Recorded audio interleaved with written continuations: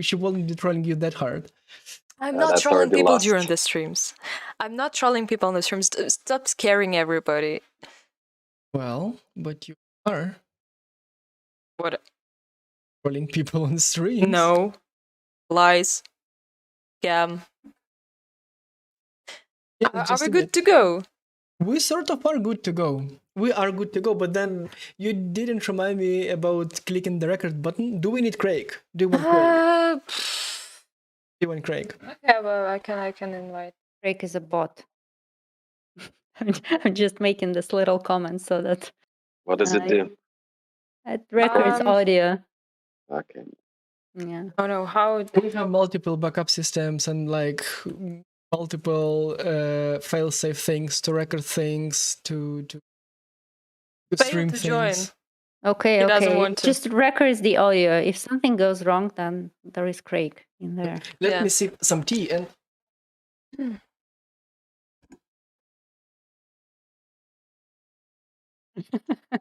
This is a magic trick.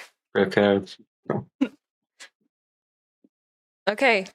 Are we good to go? Are you ready to make your creepy intro? Hello. Oh, here it is. Hello, people. No? No, go for it. Go for it. Yes, amazing. Want to try? What if you try doing a creepy intro? No, or like, what if you try doing an intro and then it ends up being non-creepy? This is your duty. Go on. No. Don't fail us. Right. Go for it. Stop no it. Pressure. Just go for pressure. it. Just a tiny bit. Hello, everybody. We're gonna figure out what is creator economy and why does it matter, and how do we pitch creators to local investors who don't understand what this is, and how do they give you money for that. And then we'll go and figure out why Contribee is cooler than Patreon, how do they work with creators, and all around that, creator economy, passion economy, that's the thing that, well, actually I am super passionate about. And you should too, because that's the new big thing with lots of monies. Introduce yourself. What are you doing? Okay, hi, I'm Lara. I'm the artist and I'm community manager in our community. And I'm trolling everyone. No, Karina, you're the smart one. Karina, you're the smart one. No, I'm continuing it for Lara. So I'm Karina. I'm here to ask questions. They say business questions, but it's actually all sorts of questions. And I have sales background in mobile games. Lies. Right. I have developer relations background, and now I'm pretty much focused on creator and passion economy and on edtech and on breaking these streams and actually doing like this techie thingy. And we have Vytautas and Andrius today. And so folks, who are you two and where do you come from? Okay, so hi, I'm Andrius, co-founder and CDO at Contribee. So I just met some colleagues and founded that idea, saw the opportunity in market, and here's Vytautas. Vytautai, introduce yourself. Yes, my name is Vytautas. I'm a co-founder at Contribee. And by the way, it's not Andrius, it's Adrius. It's another name, so careful. Crawling back. Do you get offended when people call you Andrius 100 times a day? No, it's good. Just for the record. You sound like you get used to it. It's a near miss. Good. So, Contribee. Yeah, tell us a bit about it. Explain what it is, what it does. Why do you need it? Yeah, so we help creators to get paid, basically for everyone. It can be video creators, podcasters, even nonprofit organizations can create their own personal Contribee page and get paid in one-time tips or create a recurring revenue stream for their job or organization. So that's just Contribee, a membership platform where anyone can get paid for their work and monetize their content. Cool. And how creators find you? How do you promote your business? Yeah, so it's very similar to B2B business, I would say. We did a cold emailing for first creators. Now we run advertisements on YouTube, Google Ads, and doing all the digital marketing stuff. So creators are joining by themselves. And right now we're trying to go go outside Lithuania, go abroad, and connect more creators. You just launched Italy. Yeah, not so long ago. Is there any Nice. specific type of creators that use your platform more than all the rest, like podcasters or somebody else? We have a lot of nonprofit organizations, and we saw a great traction from people who make courses and doing all this stuff. Also, video category is pretty good, but we're still growing, still pretty young. It's more than 6 months that we launched, so we don't see any category that's moving. Yeah. I would add two things. One thing is that we don't launch countries as yet. Don't have to have like a full team on the ground. I don't know, operations as well. I have worked at Uber for 3 years and actually launched Uber in Lithuania or Uber's operations. So it's very different when you have an online platform and you can attract creators from all over Europe without actually having to have people on the ground. Of course, it helps if you have people who can write emails in a local language, in this case Italian, or reply and support creators in their native tongue. But from the operational perspective, it's so much easier. And the second thing is that it was a bit of a surprise for us when we started attracting first creators on the platform. It was a sort of new use case for us that we didn't think about that much in the beginning, was the charities and nonprofits and people who are collecting donations. So this donations part was something that we didn't focus in the beginning, but we started discovering it more and more, and it's one of the most successful use cases on our platform. That's very interesting. But as far as I understood, you were saying that you're a pretty young company. How did you build the trust with your users? Because, people may think that it's kind of shady to use, not that popular. So what did you do for that? I would say, well, others can add, but I would say it's word of mouth mainly in the beginning.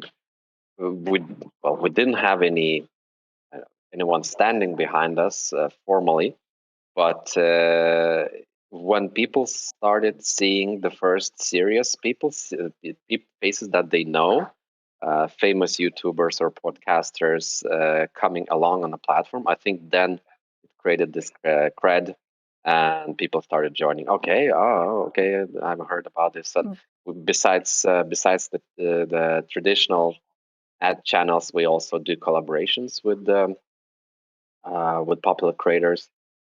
We tried it out in Lithuania and in Italy as well, where we pay them for mentioning our name, and of course, they also create a page on Contribee and start using it themselves. Interesting. Yeah, so the main question is here how to get those first ones, like the famous ones, to use it, because this seems to be like a Microsoft way of also doing things, right? So it's collaborations. What worked for you? our very very beginning was that we attracted a well-known Lithuania nonprofit organization, and we did it. I mean, Lithuania is a small country. You can call anyone and say, "Hi, I'm just starting a new platform. Maybe you want to join." So we started our journey in that way.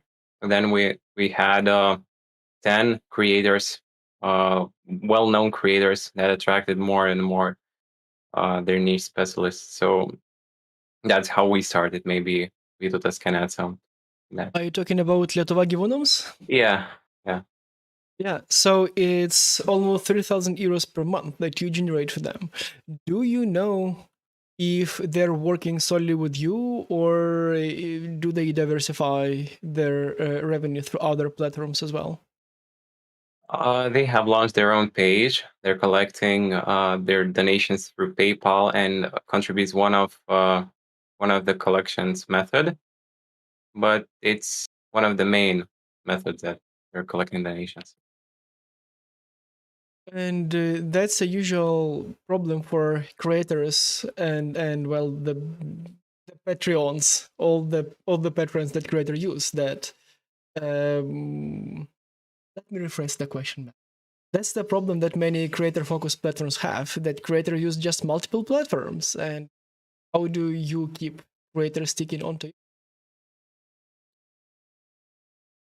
Yeah, so I mean, creators can use different platforms, and as we see, there are creators who use Patreon, and then we say, "Hey guys, come to Contribee. We're much better." But it's great to focus on one platform, but you can diversify your earnings if you want, and that's just a safer method sometimes.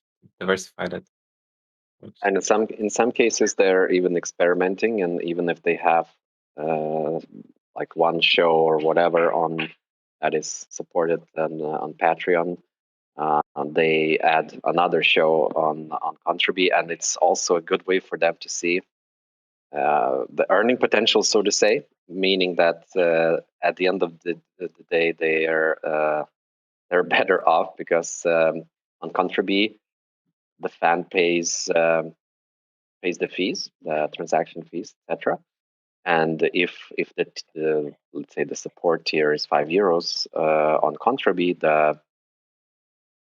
the creator or the charity or any other organization, they get the full €5.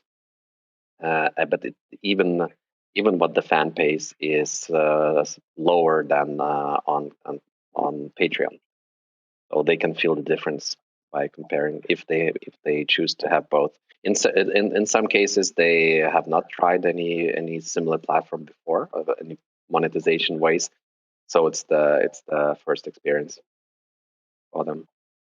What other difference are there besides the fee? Let's talk a little bit more about the product, and then we'll get to the funding part, the exciting part. Funding. Yeah. I'm not surprised. Adrio, your floor is yours. Can you repeat the question, please?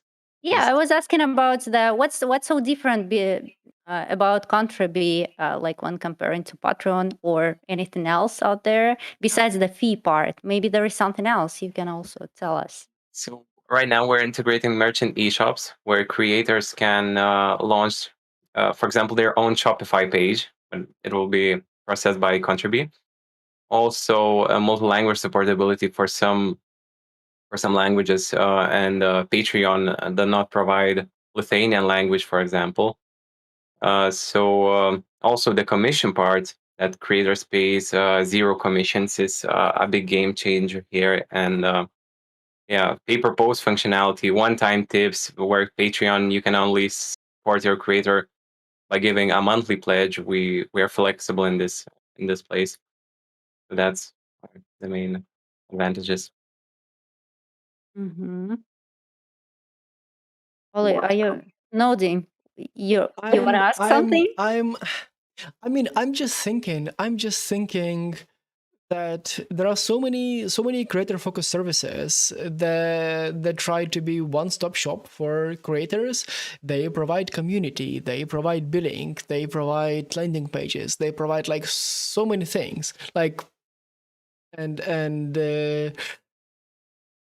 yeah, and I'm just thinking, how do you see yourself competing with in all that ecosystem with lots of money and lots of creators around them?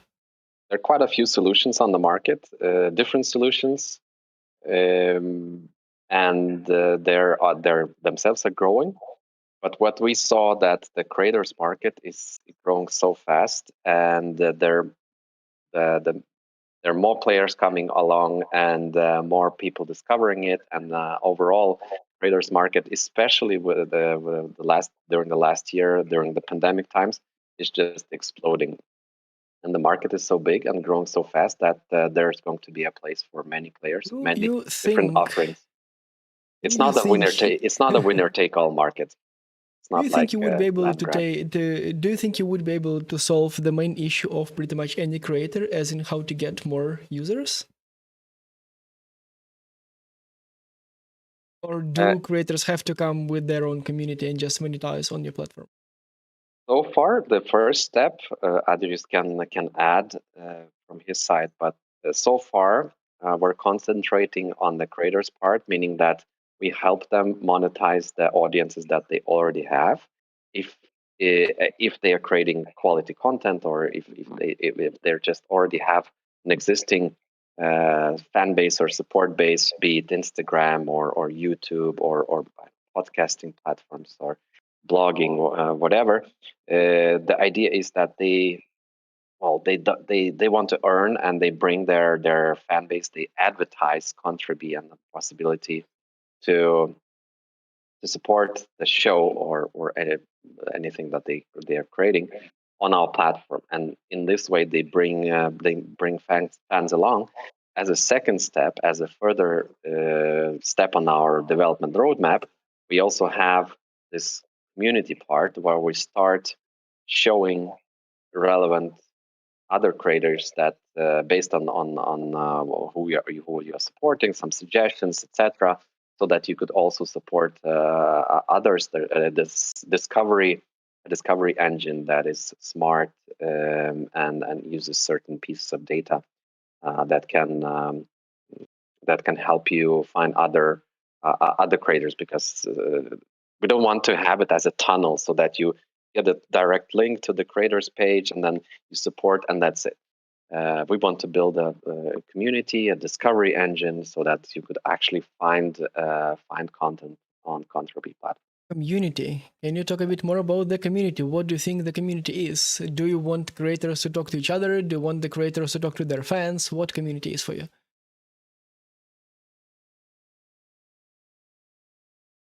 Subscribers communicate with creators.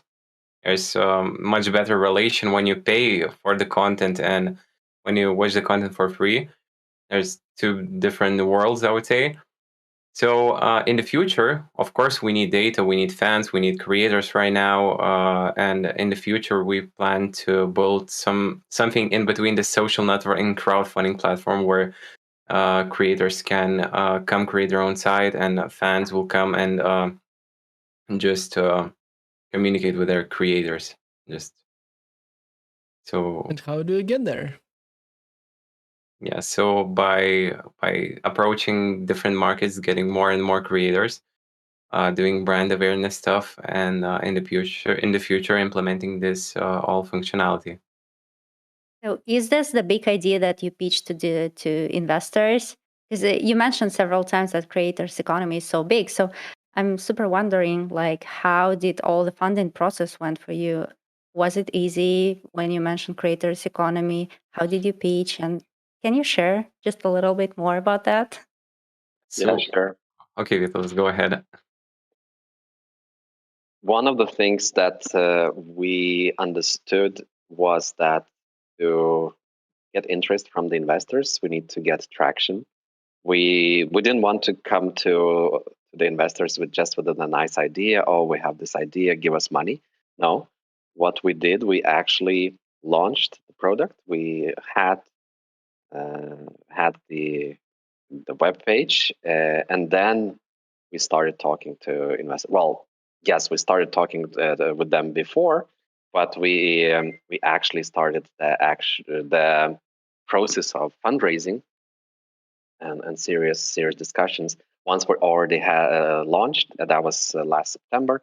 We had our first fans, our first traders, and we already had traction on the market. It wasn't big. There was nothing major that we didn't see. I don't know, 1,000% growth every month, but we already had a not an idea, but a working product, something that is already launched, something that is already generating money or generating subscribers, etc. So that's a totally different conversation from when you're just pitching an idea.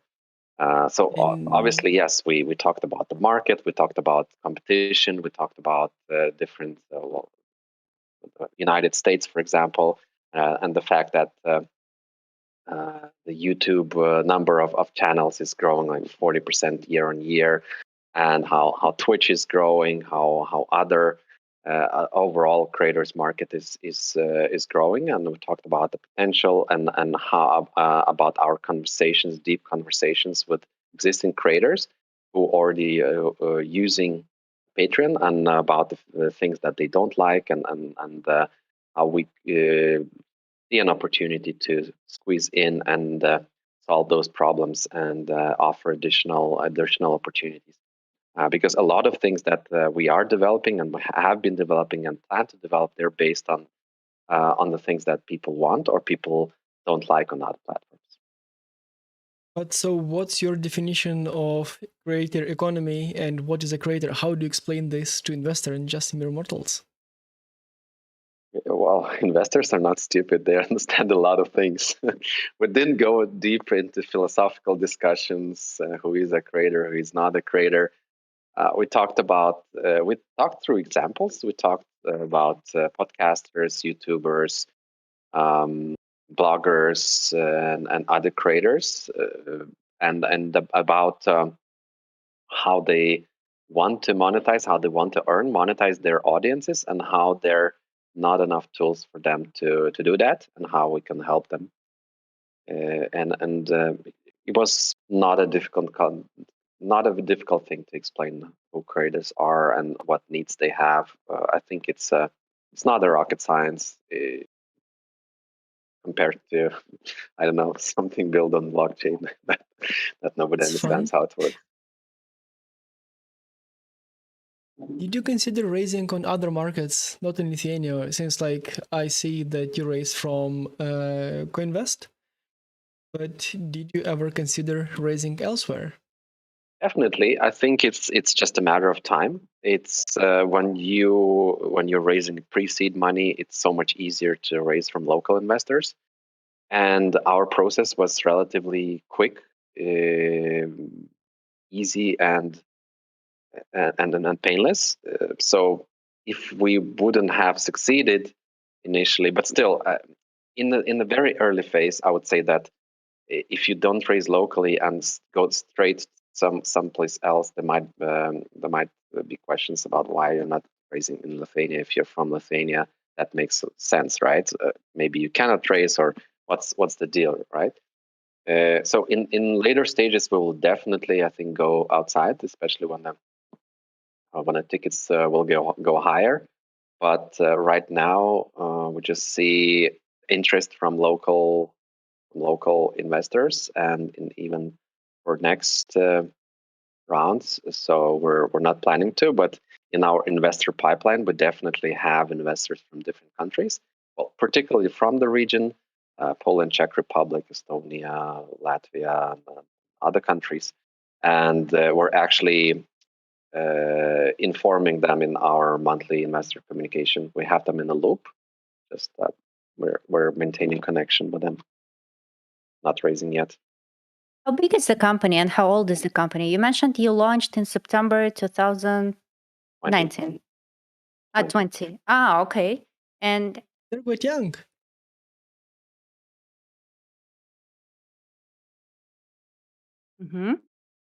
Developers, 2 marketing guys, and we have such a great team. But we'll expand this in future, of course, and we'll grow. We need more people. We'll hire them. So right now there are 12 of us, I guess. okay, I see Lera is a little boring of all the money questions. Maybe there is a question, Lera, you want to ask. No, thank you. What makes you so upset, Lera? I mean, like, this is creators. That's what you like. Yeah, I'm just sleepy. I'm sorry. This is the funding process. This is something I don't like, right? Yeah, we're missing the troll. Yeah, Lera, like exactly, just a little bit highlight on you. Sorry. No, I mean, what I'm thinking about all that is, well, I just got lost because she yawned so much, and I'm getting back. So look, we have explored of where you're going, how did you raise, who are you serving? What are you doing next? How big are you? How big are you? And yeah, so pretty much what's gonna happen next. What about this industry? Why creator economy? Why passion economy? Do you have like the background in that, or I don't know? Do you share an apartment with a bunch of popular YouTubers, or how did you come to invent a billing tool for them? So there are not such a magic. The creators market is growing and is growing year on year. You can see 40% year on year YouTube channels growth, and all the monetization opportunities are growing. And so we found our idea attractive because of the market. Almost anyone can use our platform, our project. It's not just YouTubers, podcasters. We can change our direction if we see that we're failing on video creators, for example. So the market opportunity is drawing this project, and that's how we started.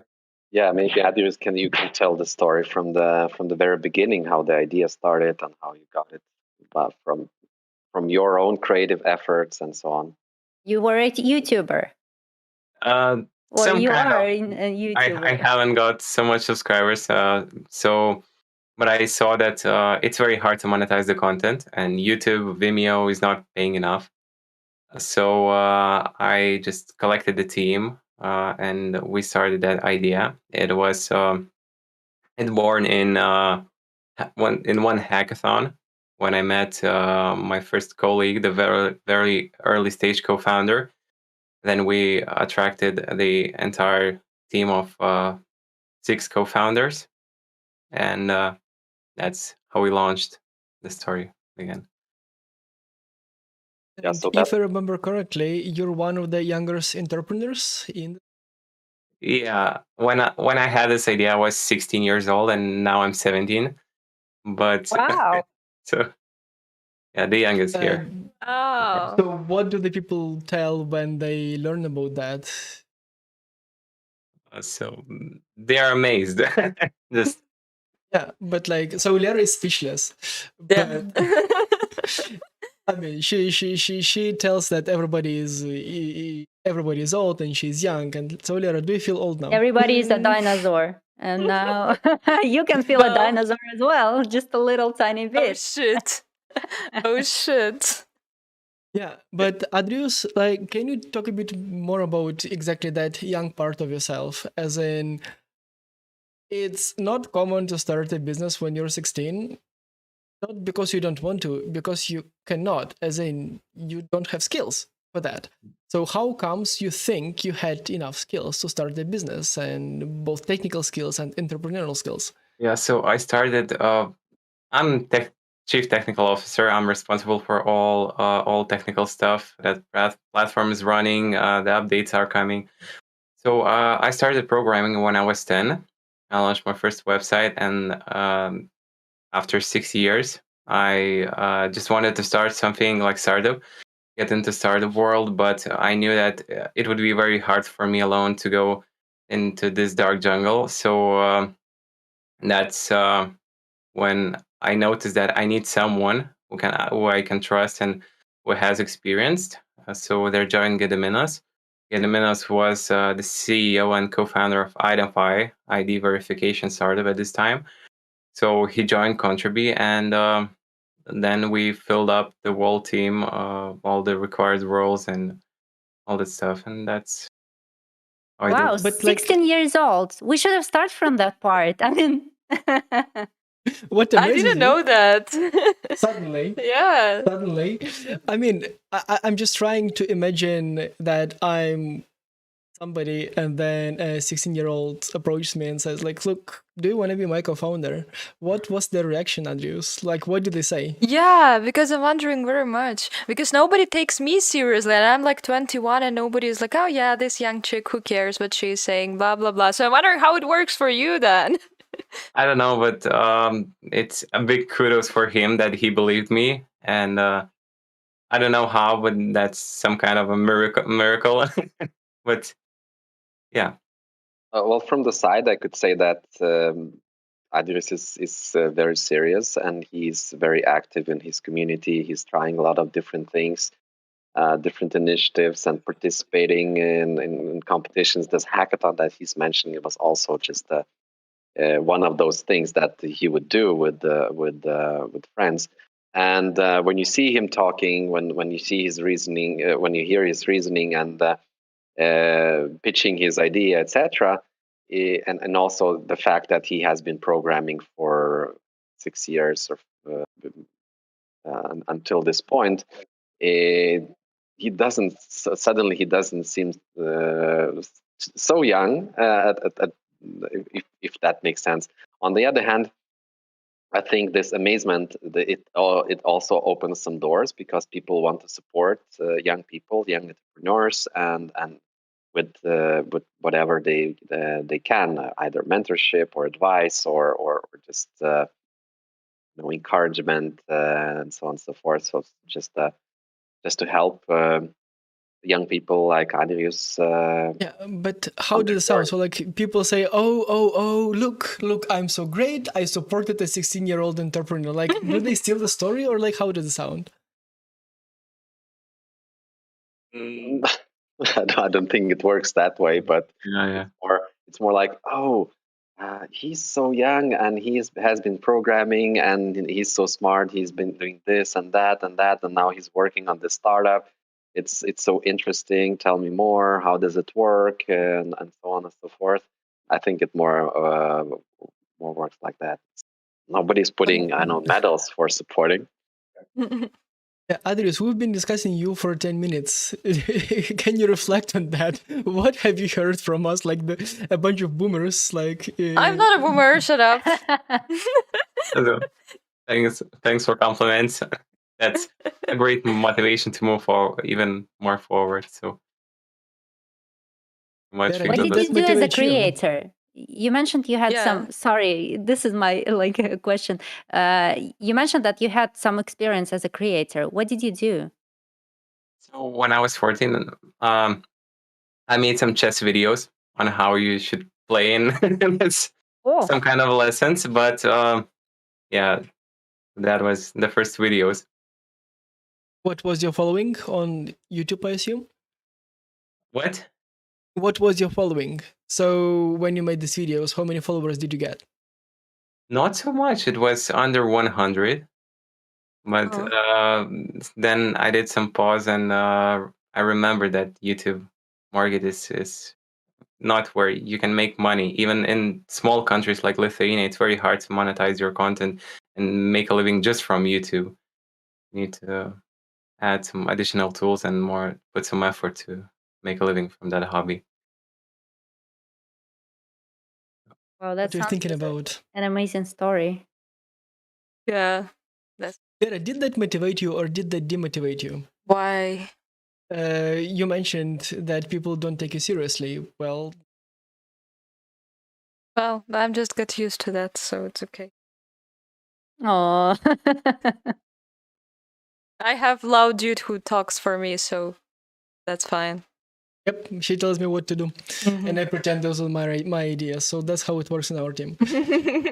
But let's do the last question, and then we go off the air in this cozy nice people channel on our Discord and continue the conversation off the record. So my question, the last question, live is: if you don't charge the fee, the creator fee, as I'm looking into a website with Patreon versus Contribee, you don't charge creator fees. So how do you earn money if you don't take a cut?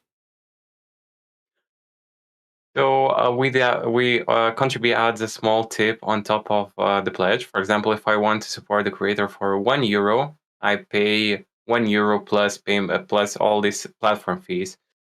So we let creators keep 100% of the pledge, but we charge fans with a small tip that we add on top of the entire price. Yes. Okay. Unfortunately, we're not a non-profit organization yet, so we need to make money. Well, unfortunately, but that's good. That's good. I'm still digesting each part of this conversation.